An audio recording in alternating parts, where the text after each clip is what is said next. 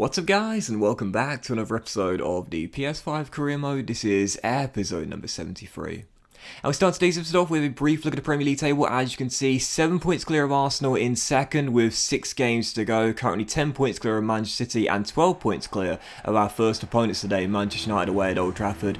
Right now, destiny is firmly in our own hands with 6 games to go. But it is worth pointing out all 3 of those teams below us in the top 4 right now have games in hand on us. So whilst mathematically, if we win all of our remaining games, it won't matter that the other teams have a game to spare. We still know we cannot afford many slip-ups between now and the end of the season if we are to retain our Premier League title, as this title race has gone from a 2-horse race to a 4-horse race. So taking on Manchester United for the first game of today's episode here on the back of the win against Lyon. Well, the first chance of the game fell to us early, Dean Henderson making a great save, but then 13 minutes after the restart, this was a contender for most bizarre goal of the series. We had a corner up the other end, and then Marcus Rashford won 2 50-50 headers, and then Martial won another one as Freddie Woodman came way off his line and way out of his area to try and win the ball. Martial beats our number one and then dinks it into the open goal despite Chris Metham's last ditch attempt to claw it off the line. Martial with the goal, brilliant bravery from Rashford to win 2 50-50 duels in the air, and Martial to do the same as well. That is so frustrating, 3 50-50 duels and I lost them all. So Manchester United going in front. We were playing alright though in this game despite trailing by a goal. We had a couple of great chances. Dean Henderson was looking really strong between the sticks though for the Red Devils, and with 22 minutes to go, well, you knew he'd get a goal at some point. Our arch nemesis Bruno Fernandes always scores against us when we play the Red Devils. The captain of Manchester United, the Portuguese playmaker, makes it 2-0 as the Red Devils double their lead. And after that, I gotta be honest here, I kind of just felt a bit sorry for myself, started to make silly errors, and with 12 minutes to go, still trailing by 2. Well, he was having an absolute stormer in this game, and my goodness gracious me. Yes, you can call that poor defending if you'd like, but Marcus Rashford just lulled me to sleep down that left-hand side. Scintillating footwork from the number 10 for the Red Devils, rolls it across, and there's Martial for his second goal of the game as Marcus Rashford secured a hat-trick of assists, and this one probably the best of all 3. Absolutely glorious footwork, little cutback, and there's Martial with a simple finish. Manchester United 3, QPR 0, and a big defeat on the back of the win against Lyon. And quite frustrating as well, because I didn't even play that badly in the game, like I really didn't. The Red Devils had 3 attempts, they hit the target with all 3, and they scored with all 3. I gotta be honest, I thought the scoreline was a little bit unflattering on myself there. I played okay, I genuinely did, just didn't take my chances, whereas the Red Devils did. 3 in the final score, and that first goal as well, absolutely bizarre. But Rashford, what a performance there from a man that's gained so much praise, and rightfully so, for all of his community work, and yeah, true inspiration for everyone, and what a performance that was in a 3-0 victory. So on the back of that, taking on Lyon for the second game of today's episode here, this one coming back at the Kai Prince Foundation Stadium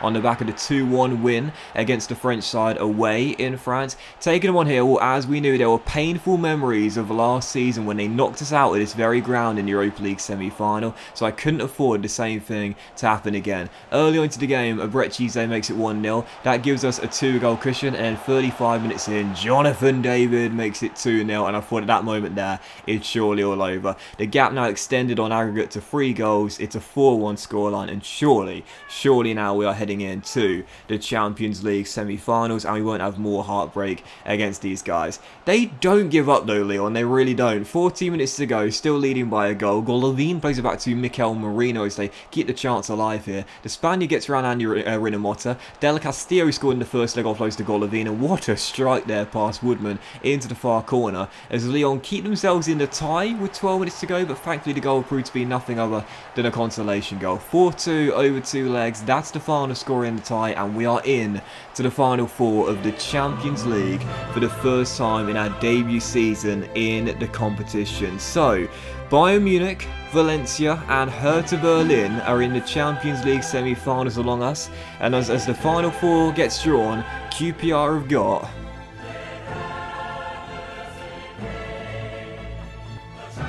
oh my word, can you believe it?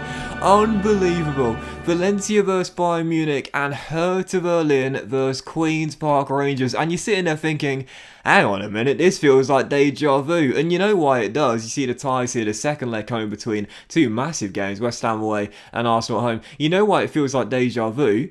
We had these 3 teams in Europa League knockout stages last season. We had RB Leipzig, we had Hertha Berlin in the quarterfinal, and then of course Lyon dumped us out in the semi-final. We have faced all three teams that we had in the Europa League knockout stages last season in this year's Champions League knockout stages. Unbelievable. Hertha Berlin right now outside the top four in the Bundesliga, not having a great season so far, so we're definitely favourites for that tie. To be honest, so long as I avoided Bayern Munich, I would have been happy. Whilst it'll be really interesting seeing Big Josh take us on for Valencia. They themselves right now, as we know, are having a poor season in La Liga. So we had the chance there. It was 66% chance for us to face a team other than Bayern Munich. So I wasn't surprised by the draw. But Hertha Berlin, that is unbelievable. What a coincidence. First RB Leipzig like we had last year, then Lyon like we had last year, and then Hertha Berlin like we had last year. It won't be easy though. As we know, whilst we knocked them out last season, don't forget we had that thrilling tie against where we drew 1-1 in Germany, and then in the second leg it produced our greatest comeback of this series. We were 2-0 down at half time, looking as though we were going out, and then of course we scored those 3 second half goals in an incredible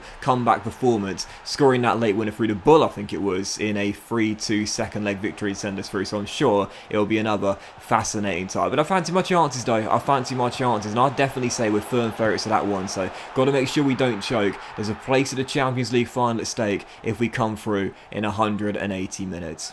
Still 43rd game of today's episode here. We'll take on the Blades. Sheffield United right now struggling mightily down the bottom of the table. We certainly felt confident in this one. I thought it would be a routine victory for us. Once we went 2-0 up, I was like, oh yeah, piece of cake. And then the Blades got themselves a consolation goal, and I was like, oh well, maybe not. But in the second half, still leading by 1. I wanted a 2-goal cushion restored, and we get it as well. Charles Borba, lovely volley, just beat Ethan and Padu to the ball, and volleys home from close range to give us a 2-goal cushion back as we win the game by 3-1.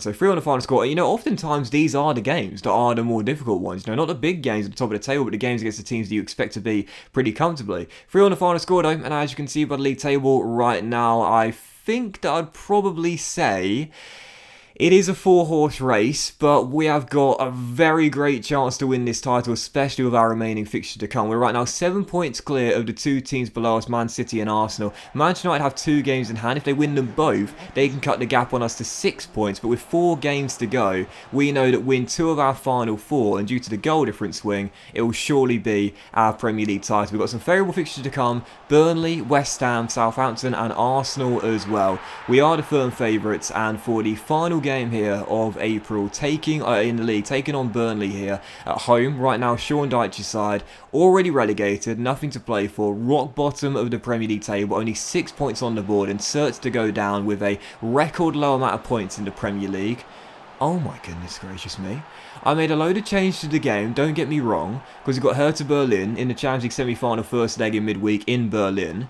But we went a goal up through Charlie Kelman, and then Burnley out of nowhere made it 1-1. And at half time, we were tied against the Clarets with 6 points all season long. Missed a couple of golden chances. We're still tied. And I was thinking, if we don't win this game, we don't deserve to win the title. I might just say, lads, you can have it, because I don't deserve it after this. Unbelievable. We were still tied at 1-1 in the second half. Bailey Peacock Farrell, to be fair, was making some really good saves. But finally, despite the heroics of the Northern Irish goalkeeper, about 18 minutes after the restart, we would restore our lead. And it was 2 unlikely heroes in this game that got us the goals: Charlie Kelman and Jay Potts out of the academy. You know, not Charles Bohr, who started this game, not any of the more noteworthy players, but no, Kelman, our impact sub, and Jay Potts, the academy boy.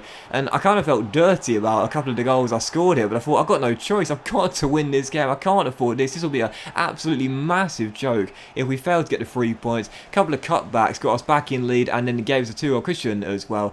3-1 QPR, Kelman and Potts on fire in this game, and with 7 minutes to go, still leading by 2. I wanted a 4th goal, and not a cutback as well, and we got it as well. Noni Majuk running from just inside his own half there, going 1-0 with Peacock Farrell. I do find it quite hard to round the goalkeeper at times, but it's always sweet when it comes off. Puts Peacock Farrell on the floor, tight angle, weaker right foot, but still squeezes it home into the back of the net. Go on, Noni. Always so pleased to see him get a goal, as he doesn't get many. So 4 on the final score, QPR get the win, and in the end, it looks like a routine victory, and the stats certainly back that up, but my goodness gracious me, I tell you, for a long time in that that game, I was feeling very nervous indeed. Burnley, 6 points all season long, already relegated, and I almost choked massively in the easiest game of the campaign. It's not over yet. It is not over yet. 3 games to go, 7 points to gap, though Man City do have the game in hand. Arsenal have now caught up to us in games in hand, so I'd definitely say now Man City are the closest threat to us. Win that game, they'll be 4 points behind, but with 3 games to go, win 2 of the final 3, and we'll be Premier League champions for the 2nd straight season,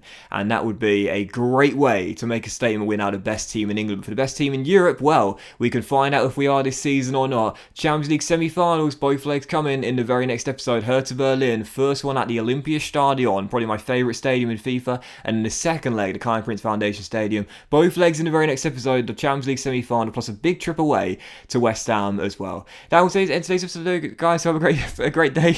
Oh dear. Thank you very much for watching. Have an awesome day. Much love to you all. And talking of choking, I choked the outro. Have a great day, guys. Much love. And I'll see you in the Champions League semi-final very soon.